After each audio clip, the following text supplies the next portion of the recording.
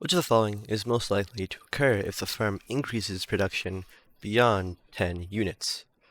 So in this question, we're asked to find what would happen if the firm increases production beyond 10 units. So looking at this graph, we can see that at 10 units, the marginal cost intersects with the marginal revenue, which is right here, 10 units. So if the firm were to produce beyond this point, they would obviously start losing profit, because the profit is optimized at the point where marginal cost equals marginal revenue. So let's look at the answer choices. A. Consumers would be willing to purchase more than 10 units at the price of $20 per unit. This is incorrect because looking at the graph, at 10 units, they'd be willing to purchase for $20 per unit. But if we were to go to a point, let's say right here, where they produce this many output, and that would correspond to an output quantity down here, and this, they would set the price to the point on demand where the consumers would be willing to pay, and that price would be approximately $15. So they would not be willing to pay $20 per unit, because as the output increases, they would be willing to pay less. So A would be incorrect. B. The firm would definitely experience a loss. This is incorrect because although the firm is losing profit as it produces more than 10, they'd still earn a profit if they produce within this range here, which is from 10 all the way to the point where marginal cost equals total cost.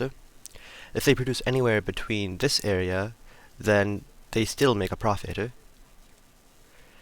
but they'd start making a loss if they produce beyond this point. So it's not guaranteed that they will definitely experience a loss, although it is true that they are losing profit. So B is incorrect. C. The firm would have to lower its price to sell more than 10 units. So this seems to be the correct answer because, as we can see, the firm has to lower its price based on the demand curve, the amount people are willing to pay for that many quantity of units. So as we can see, the demand curve is constantly decreasing. So after 10, the demand curve is still constantly decreasing. So as they produce more, the people will want to buy it for less.